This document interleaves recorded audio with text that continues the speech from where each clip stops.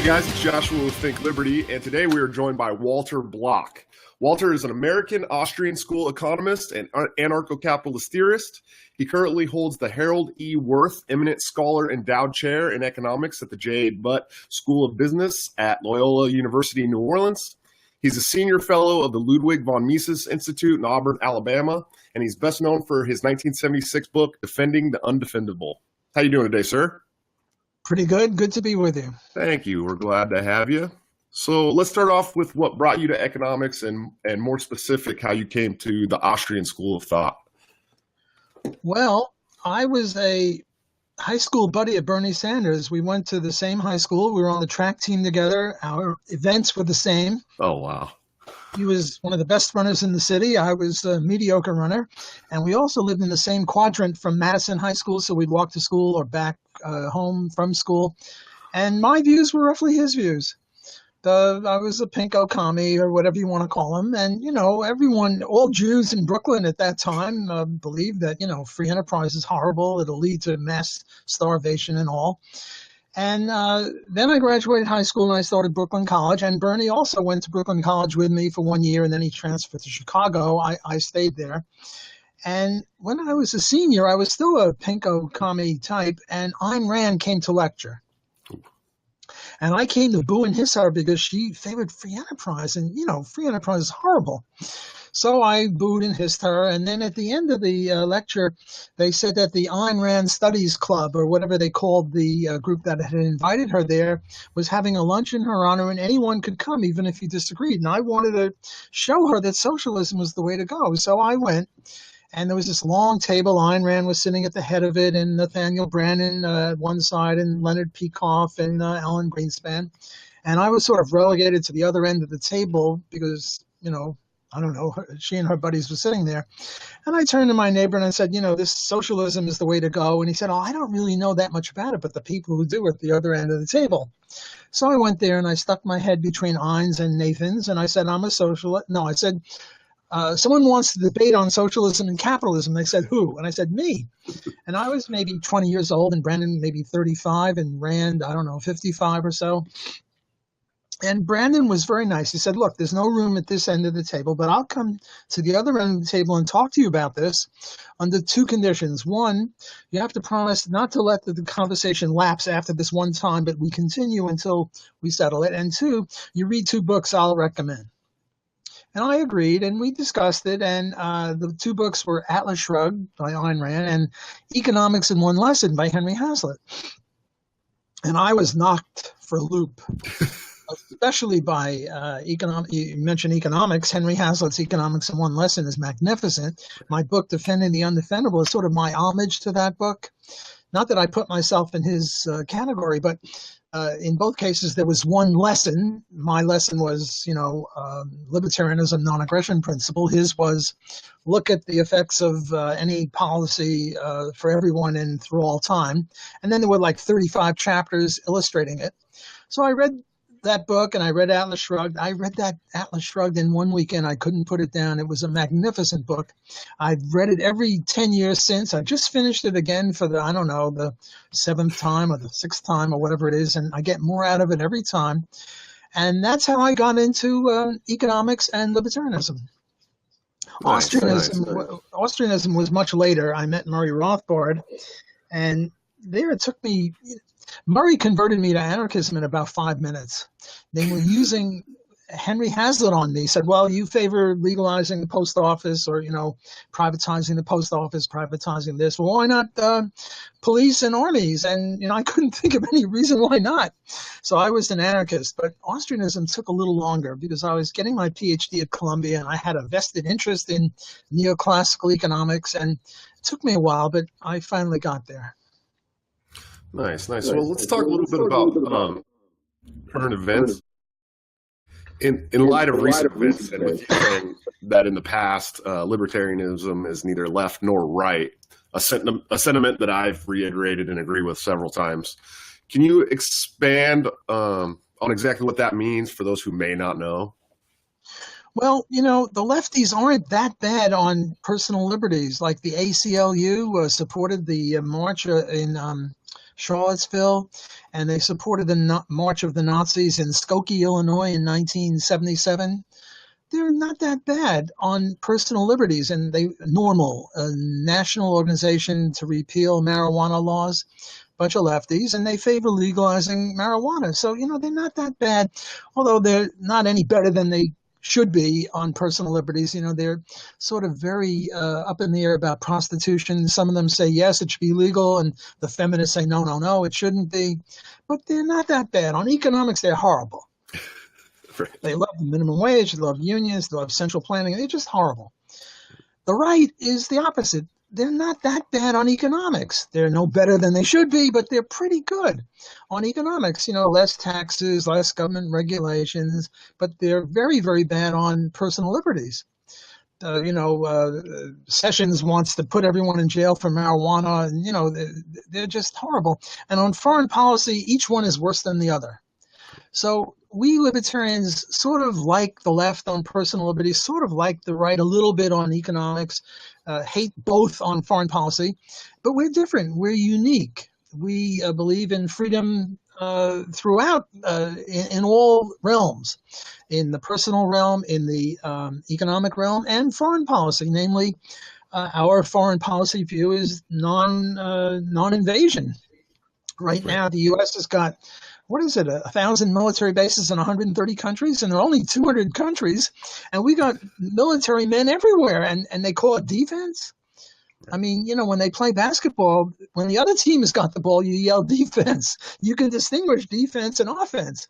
Whereas, they say, foreign policy stops at the borders of the country, and that's pretty true. I mean, the left used to be good on Democratic war. Sorry, on Republican wars. The left would oppose it, but now the right, Trump is a rightist, or he's a conservative, or he's a Republican anyway, and he's got wars all over the place. And the left is getting on his case for trying to be nice to Russia and trying not to have a nuclear exchange with Russia. And right. And it's the left. Where the hell are the lefties? Where's the anti-war lefties? I mean, they always opposed Republican wars. Why not now? They support Democratic wars, but, what the heck, a little hypocrisy, the heck, you can't blame them. They're hypocrites, so they have to be hypocritical. But right now we have a Republican war, and the anti-war is supporting the war, or the left is supporting the war by getting on Trump's case for saying, I can get along with Putin. Well, what the heck? Murray Rothbard was very good on this history thing, because a lot of people deduce from the fact that internally the country is very bad, and therefore externally it's got to be bad. North Korea is horrible internally, but how many countries has North Korea invaded? Nobody. Whereas the United States is a lot more free internally than North Korea, but we're invading everyone. We've got wars, 7 or 8 different countries, the active wars, and now we're thinking Trump wants to go into Venezuela. What the hell has Venezuela got to do with us? So that would be my answer to your question. How do we distinguish ourselves from left or right? We're neither left nor right. We're libertarians. Right. I like that. It's a great sentiment. It's no secret that there's a current rift among the libertarian intellectuals. In the past, you've been insistent on staying pretty moderate. What is your take on this rift, and how do we go about solving it? Well, I support the Libertarian Party. I speak at national conventions and many state conventions. I'm a supporter of the Libertarian Party. But as far as I'm concerned, Jeff Deist and Tom Woods walk on water. No, they don't walk on water. They they skip on water. They're magnificent. I mean, they're my heroes. Tom Woods and Jeff Deist can do no wrong. I don't care what, well, I was going to say I don't care what they say, but that's a little overboard. But I'm a big, big fan of them and of the Mises Institute. And I'm also a fan of the Libertarian Party. Now, I'm not that much of a fan of Sarawak for attacking Tom Woods, but what the heck, we can have disagreements. There is this, what do you call it, Beltway libertarians or semi-demi libertarians. I'm a pure libertarian. I'm a Mises person. I think that Jeff Deist and Tom Woods are eminent contributors to libertarianism, and anyone who criticizes them, my immediate reaction is to oppose them. Of course, I have to look at the specifics, but just because you use a phrase, blood and soil, doesn't mean you're a Nazi. You know, I was accused by the New York Times of favoring slavery, which is crazy. Obviously, slavery is one of the most heinous things from a libertarian point of view. And then there's this guy, Nick Gillespie of Reason magazine, which is sort of a beltway libertarian group, not as solidly libertarian as they could be. And he's passing along this information that I favor slavery. And I've asked them to apologize. And he did apologize personally, but he refused to apologize in the same venue where he said that I favored slavery. So on these rifts, it's sort of like when your parents fight. Right. You don't like it. It's sort of, you know, you love your father, you love your mother, and now they're fighting. Well, I don't think that Tom Woods and Jeff Deist or Sarwark are my father or mother, but still, we're all in this together, and I'm a big tent libertarian, and I think even libertarians with whom I disagree are still libertarians. Murray used to say every dog gets one bite. I'll raise him, see him and raise him. Every dog gets 5 bites. So, you know, if you made a mistake on this blood and soil, and the person that made the mistake is not Jeff Deist, what the heck? You know, I would just say, look, the real enemy is not fellow libertarians. The real enemy is those guys, you know, the National Socialists or the International Socialists or the interventionists or people like that, Hillary, Bernie Sanders, although Bernie Sanders, bless his heart, is pretty good on foreign policy. Yeah. A little bit weak on economics. What the heck? So I don't like the rift. I wish people, I mean, if they're going to disagree more collegially. You know what I'm saying? Yeah. You know, look, I disagreed with Murray Rothbard on things. I've written articles where I disagree with him. Let me give you another case. Ron Paul is pro-life. Murray Rothbard is pro-choice. You can't get too far apart than pro-life and pro-choice, and yet you can't get people with better libertarian credentials than those two. Right. When Murray was alive, he was a good friend of Ron Paul, and if they disagreed with each other, they would disagree with each other politely, respectfully, honorably. I see no reason why libertarians shouldn't disagree with each other. I mean, you know, we're only human beings. We're imperfect. Nobody has got the inner track to God, or I'm an atheist, so to speak, God. We all have to learn. I would just say that within the libertarian community, we should argue graciously, and even apart from the libertarian community, we should argue gracefully. If we disagree with Bernie Sanders, we shouldn't call him, I don't know, names or something, son of a bitch or whatever. We should just say, well, look, you know, I disagree with him on this, and here are my reasons. So I think not that I always adhere to this, or at least that's my goal, to argue politely and generously. And on the occasions that I don't live up to this, I regret it, and I'll try better, try harder. And I think all libertarians should do that. And not only libertarians, but let's take the people in Charlottesville. They shouldn't fight with each other. They should dialogue with each other. They should have a debate. Right. Of course, the left here, I think the left is more in violation of that. I mean, you know, when Charles Murray goes to a school, or Milo Yiannopoulos, or Ann Coulter goes to a place, they don't want to debate her. Now, she's not a libertarian, she's a conservative, but still, you should have a civilized debate. You don't like her views, debate her. She'd be willing to debate. Charles Murray, the same. But the left doesn't want to do that. What they want to do is shut you up if they disagree with you, and that's, you know, that's not any way where we can get that 1/1,000,000th of an inch closer to the truth. Let's talk a little bit about your negative homesteading theory. Can you explain that theory for those who may not know? Yeah. Suppose lightning hits me, and I have this wristwatch where if I divert the lightning to you, it'll kill you. It's got to kill one of us. If I don't use this watch to ward it off, I'll die because lightning hit me. And if I do use the wristwatch to divert the lightning to you, then you'll die. Now, we know what positive homesteading is. Positive homesteading is you own your body because you sort of homesteaded it. When you were a year old, you were sort of blubbering around. But as you got old, and me too, and as we got older, we sort of homesteaded ourselves. And the John Locke and Murray Rothbard, Hans Hoppe view of legitimate ownership of property is you clear some virgin land, you put in a crop, and now you own it. So positive homesteading is he who mixes his labor with whatever it is, a human body or land, is the rightful owner of it. Negative homesteading is the first guy who gets the lightning has got to keep it. Right. Okay, so now how do I use this? Now, you're a big guy. How tall are you? I'm 6'2". 6'2". I'm 5'6". So what I do is I get behind you, and I put a gun right under your arm, and there's some other guy, a third guy, and I start shooting at him. Now, you have a gun. We all three have a gun, but for some reason, you can't turn around and shoot me. I'm the bad guy. And I want to kill this innocent person, Charlie. And I'm hiding behind you as a shield. I'm using you as a shield. And now the question comes, Charlie wants to defend himself. And the only way he can defend himself against me is to shoot through you because you're bigger than me. And I'm just sort of peeping out. They can't really see me. But all they see is my gun under your arm sort of shooting at him. And the only way he can stop is to shoot you, and then the bullet will go through you, big as you are, and it'll hit me, and then he'll be safe. Right.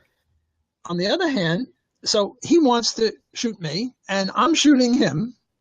And now the question comes, well, who has the right to shoot? Right. Do you have a right to shoot him in self-defense? Because you're an innocent person. You're entirely innocent. He's innocent too. I'm the bad guy. Right. Two innocent guys, you and Charlie. And Charlie is shooting at you. He doesn't really mean to shoot you. He doesn't dislike you. It's just that to save his life, he can't run away. His back is to the wall. The only way he can save his life is to shoot you. The only way you can save your life, I'm not shooting you, but I'm shooting him, is to shoot him. So now the question is, well, who has the right to shoot? Right. And I say negative homesteading comes into play, and you were the first inheritor or the first homesteader of the misery, namely I grabbed you. Right. So he has the right to shoot you. It's sort of, Murray Rothbard used to call these, what happens if a monkey throws a man through a window? Who pays for the window? These are sort of esoteric libertarian, I won't call them obnoxious cases, but, tough libertarian questions.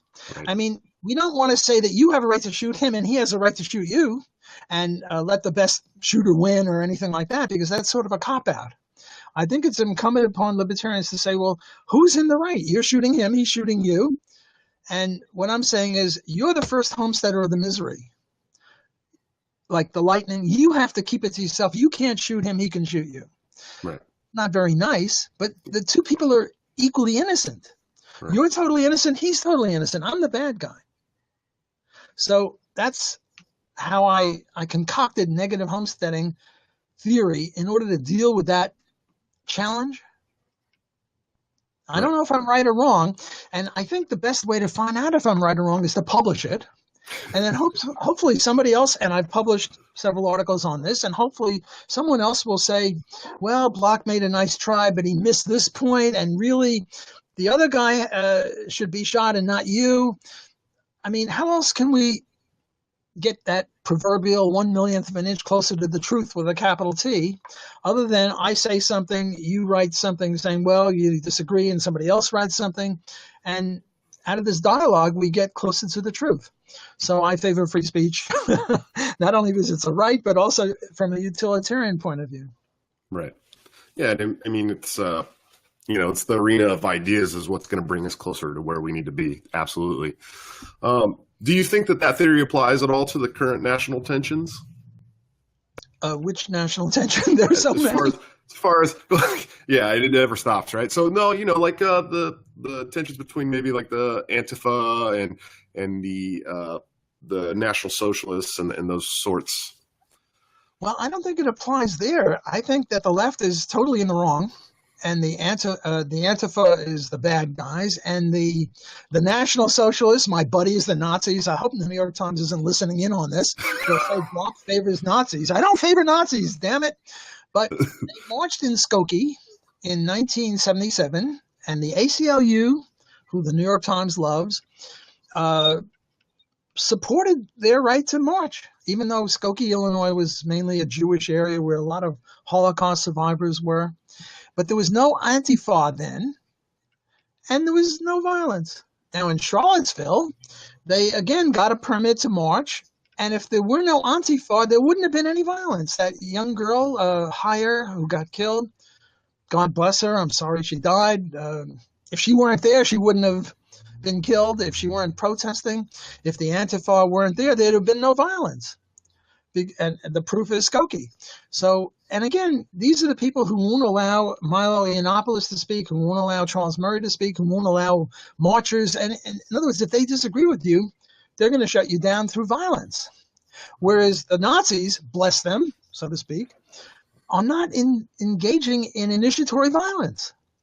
Yes, they have bad slogans, and the Nazis are not good guys, and you know, they have the swastika, and it's provocative, but they're not initiating violence. It's the Antifa who initiates the violence. When the Antifa, look, when they have a 1 million man march, or when they have a Black Lives Matters march, do the Nazis try to shut them down through violence? No, they let them have free speech. So here I think that the libertarian nod should go to the Nazis, God help us. Well, and many on the left would say that their ideas present a threat. At what point would you make the separation between self-defense and preemptive strike? Well, you know, they say that words can be violent. And by the way, I'm not a free speech absolutist. There are certain words that if you say them, do constitute a threat. For example, if I say to you now, seriously, obviously you'll know I'm joking, if you don't give me the money in your wallet, I'll shoot you. That free speech is violence. So I'm not an absolutist on free speech. You shouldn't be able to say anything you want. On the other hand, I think incitement should be legal. I think blackmail should be illegal. So I'm pretty far toward an absolutist in free speech, but with that one exception, a threat. But look, suppose I go in March and I say, Jews are vermin. Unless I say that I'm going to kill this Jew, by the way, I happen to be Jewish, but that's irrelevant, it's not a threat. Or, you know, suppose I say unions create unemployment. Some people will say, well, that's violence. Well, come on, if that's violence, then if you say 2 + 2 is 4 and I disagree, well, that's violence too, and now we have no free speech at all. So you have to distinguish between a threat and a statement with which you disagree. And statements with which you disagree, I hate vanilla ice cream. You might like vanilla ice cream, and you might say, well, you know, that's a threat. Well, it's not a threat. Or I might say U.S. out of Vietnam, or U.S. in Vietnam during the Vietnam War. None of it is a threat. You have to distinguish a threat is of the sort that unless you do something, I'm going to shoot you. That's a threat. But what the Antifa people, Charles Murray wasn't a threat. Charles Murray, in his book with Richard Herrnstein, The Bell Curve, they think that's a threat. It's a scholarly analysis of why blacks and whites are different.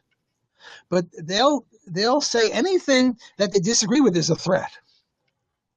Well, that means that nobody can disagree with them publicly.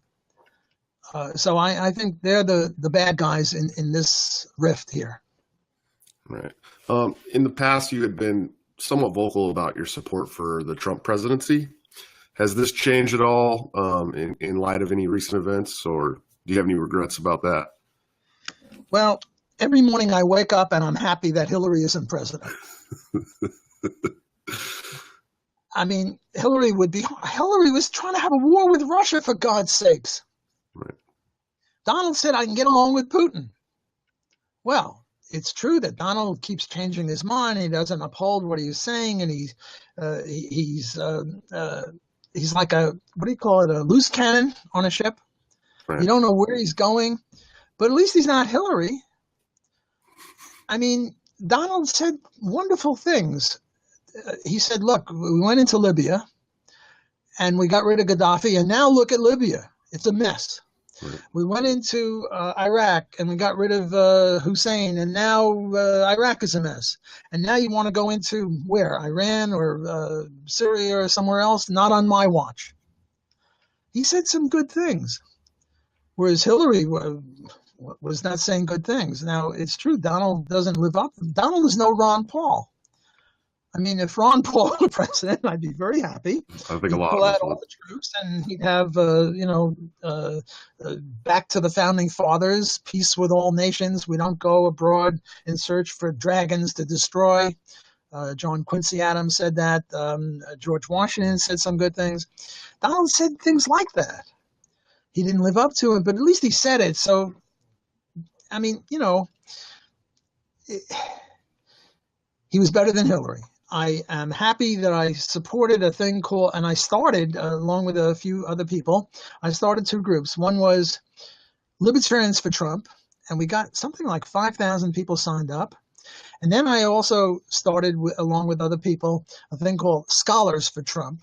And here we got 150 people, but you had to have a PhD or a law degree or something like that. And the idea was that Donald was only supported by rednecks, in flyover country. No intellectual could support Donald. Well, we got 150 that did it.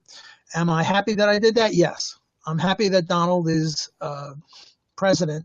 Compared to, the Economist was asked, how is your wife? And the answer was, compared to what? Right? Well, how do I like Donald compared to Ron Paul? I don't like Donald at all. How do I like Donald compared to Hillary? I love Donald. She's not Right. Hillary. I've been disappointed. Donald wasn't as good on foreign policy as he intimated. He wasn't as good on economics as he intimated. But and Sessions is trying to, undo the progressive thing on marijuana, and he hasn't fired Sessions for that. Right. So, I'm not a big fan of Donald, but look, do I favor his impeachment? Well, if we impeach him, we get Pence. Pence is a neocon. Yeah. Pence will enthusiastically go after China, go after Russia. So I'm happy with Donald, given Gotcha. the alternatives. What was your feelings on Gary Johnson? I know he was a much smaller candidate, but Well, Gary got 3% of the vote. It's true he got 3% of the vote because everyone hated Hillary and the other half hated Donald, and he should have got 10%. right. But he got 3%, and the next best, I think, was Ron Paul or Brown, who got 1% or 3/4%. So you have to give credit. He got 3%. On the other hand, he didn't know what was that, Aleppo was, Aleppo. and he had a few glitches. But even if he knew where Aleppo was, the mainstream media would not have supported him. Right. I don't know. I supported him in 2012, where he got the usual 3/4% of the vote, and I sort of supported him because the other candidates weren't that good. But I was a little disappointed, and I hope that he won't run in 2020. And I hope if he does run, they'll pick someone else. So, give him a B-. Give Donald Trump a C+, Yeah. kind of thing. I mean, he wasn't all bad. He had a few glitches, but he wasn't all good either. I would have liked a more Ron Paulian stance out of him. Ron Paul and Murray Rothbard are my heroes, along with Tom Woods and Jeff Deist and Rockwell and Hans Hoppe and other people. So give him a B-. Nice. Is there anybody currently with the Libertarian Party that you would like to see run in 2020? Well, Tom Woods would do fine. Jeff Deist would do fine. I don't know. Any of the senior fellows at the Mises Institute, Tom DiLorenzo, David Gordon, Joe Salerno, I think very, very highly of those people. They're solid libertarians. They're solid Austrian economists. I would support any of them for president if they were going to run for the Libertarian Party presidential election in 2020. Nice, nice. So you talked a little bit about it in the beginning. Recent news has noted that you're going back into legal battle with the New York Times to revive your defamation lawsuit. Can you tell people what that's about and explain it a little further? Yeah, the New York Times in 2014, they wrote this thing mainly about Rand Paul. Rand Paul had a good candidacy, might have been winning the candidacy of the Republican Party, and they wanted to bash him.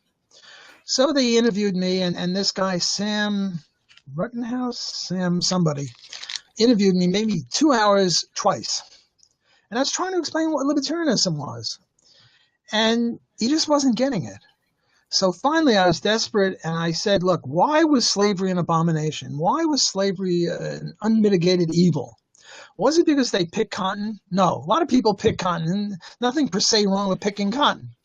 Was it because they lived in a shack or ate gruel or sang songs while they picked cotton? Was it even because they got whipped? I didn't mention that, but I should have. And the answer is no. Sadists whip masochists, boxers whip each other, but it's voluntary. So then why was slavery evil if not for all these things that were perpetrated on slaves? It's because it was coercive, it was involuntary. And the libertarian maxim or the libertarian essence is the non-aggression principle. That's why slavery was evil. And then I still wasn't getting it. So I said, look, suppose there was this system where you got whipped and you picked cotton and you ate gruel, but it was voluntary. That wouldn't be so bad. Right, right. I mean, if it was voluntary, it's not so bad by definition. It's a little crazy. I wouldn't want to do it, but, if that's your thing, not so bad. I should have said it's okay. It's good. Right. Anything between consenting adults is okay. So he quotes me as saying that actual slavery was not so bad.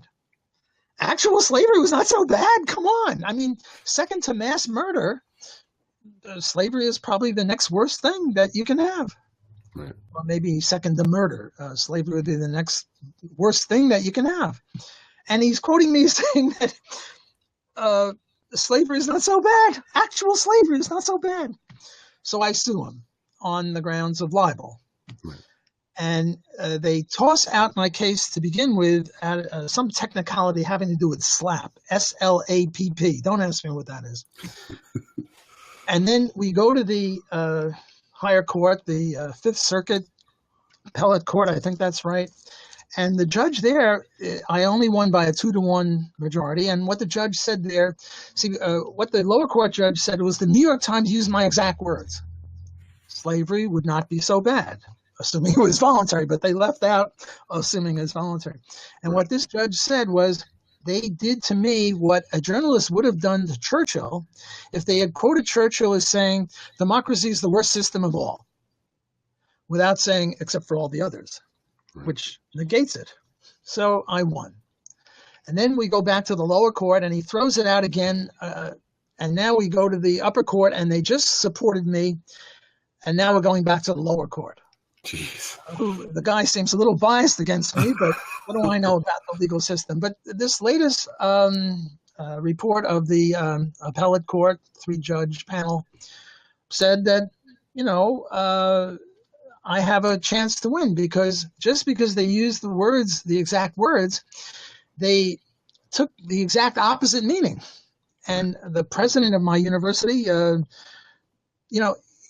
if I'm the president of a university and you're one of my professors and the New York Times quotes you as saying slavery wasn't so bad, I'm going to call you into my office and say, you lost your mind? Please tell me it was a misquote. Yeah. But he didn't. He just wrote saying, we are opposed to slavery. Block is no good because he thinks slavery wasn't so bad. And, so the way they interpret it is what would a reasonable man get out of the New York Times? And the president of my university was deemed as a reasonable man by the court. I didn't think he was that reasonable. Well, what the heck? So now we're back in the lower court. After the first victory, the New York Times, the lower court dismissed me with prejudice, which means I have to pay the legal bills of the New York Times. And what they did is they said to me, we'll drop that if you drop your case. And I decided not to drop the case. So it's possible that they might now offer me some financial payment. I don't know if they will or not. They haven't yet, saying, if you drop the case, we'll pay you X dollars or something like that. I don't know if they will or not. But we're back in the lower court, and the lower court might throw it out a third time, as far as I know, in which case we're going to go back to the appellate court and try to get them to say that the lower court was wrong. So I've been having fun. This was January 14, and it's now 2.5 years later, in middle of 17. The court grinds exceedingly slowly, but I can't complain. The appellate court did uphold me twice. Right, so we're going back, and we're going to sue the New York Times for false light or whatever, libel or something. I mean, I have a long paper trail of saying not only is slavery evil, but we should have reparations to the children of the slaves for the crime of slavery. Right. So how do you get out of that I think slavery wasn't so bad? I think slavery was an abomination. The question is, why was it an abomination? And it had nothing to do with picking cotton. It was because it was compulsory. And if you take away the compulsion, then slavery isn't so bad. It's voluntary. My last question is actually going to take a completely different turn. Bitcoin recently went up to about $4,600. What is your Bitcoin? Bitcoin, yeah. What's your feelings on cryptocurrency, and do you think this is a sustainable form of currency? Well, I have a hierarchy. The best thing is the gold standard. Why? Because whenever people were free to choose, they chose gold. Milton Friedman had a series called Free to Choose, and yet he didn't favor gold. He was against gold. So gold, or whatever the free market picks, platinum, I don't care, is the best. That would be compatible with libertarian. Bitcoin is second best, and the third best is present U.S. fiat currency. So I'm sort of a fan of Bitcoin, but not a strong fan. Give them a B+. One problem with them is without electricity, we have no Bitcoin. And who knows? The way statism goes, we might not always have electricity, in which case we don't have money. And if we don't have money, we don't have specialization and division of labor, and we all die. So I'm not a big fan of Bitcoin, but what the heck? It's better than the fiat currency alternative. So I'm sort of a moderate on Bitcoin. Nice. What about seasteading? Do you know anything about this new seasteading? Yeah. Seasteading started, or I think by Patry Friedman, who was the son of David Friedman, who was the son of Milton Friedman. Milton Friedman's grandson. I don't think he's involved anymore, but seasteading is a great idea. What you do is you get a platform, 1 acre big. I've got one, and now you've got one, and I link up with you, and now we get 3 other guys, and now we have 5 platforms, and we have a little city, and it's floating off San Francisco somewhere. The problem with that is whenever the government doesn't like it, it's going to say, well, you're engaging in violence, Right. Just like Antifa says you're engaging in violence because we disagree with you. On the other hand, if you get a lot of planks, and we go the North Korean route where we have a nuclear weapon, and we say, if you mess with us, we'll nuke you. I mean, the reason that the Koreans did this is they took a look at Libya. And they saw what happened to Gaddafi, and they said, well, we have to defend ourselves. So the chickens are coming home to roost. The U.S. shouldn't have done to Gaddafi what it did in Libya. So it depends upon how powerful the seasteaders are. If they've got a credible threat that if you think we're engaging in violence, we'll show you some violence, well, then maybe they can get away with it. On the other hand, libertarians are sort of peaceful people and aren't going to probably do that. So it'll be allowed as long as the U.S. government wants to allow it. Nice. On the other hand, if they go off the coast of Canada or the coast of Mexico, well, the U.S. is trying to become the world's policeman, so they'll go anywhere. Heck, they'll go to the South China Sea and sort that out too. The U.S. has no limits. Right. Absolutely. Well, Mr. Block, that's all the questions I have for you today. Do you have any websites or events or anything you want to promote and tell people to go to or send to? I want to promote Loyola University, where I teach. I'm always looking for good students, And if you're a grandpa or a parent or a student in high school, think of Loyola.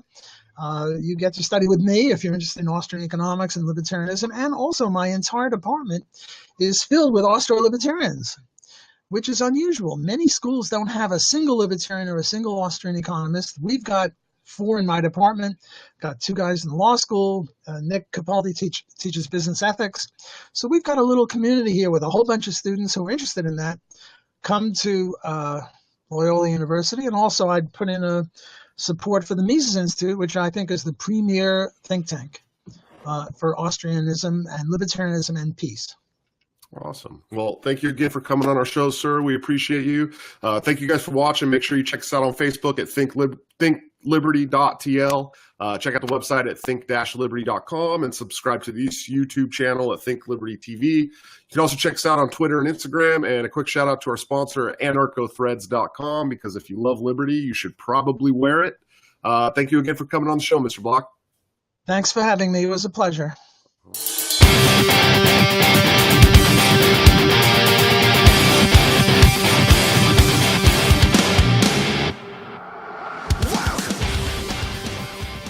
I was getting a big echo from here. Oh, I'm still getting a big echo from your computer. Strange. My computer is innocent. I'm going to sue you for maligning my computer. How dare you? I've got good lawyers. Watch out. I apparently so.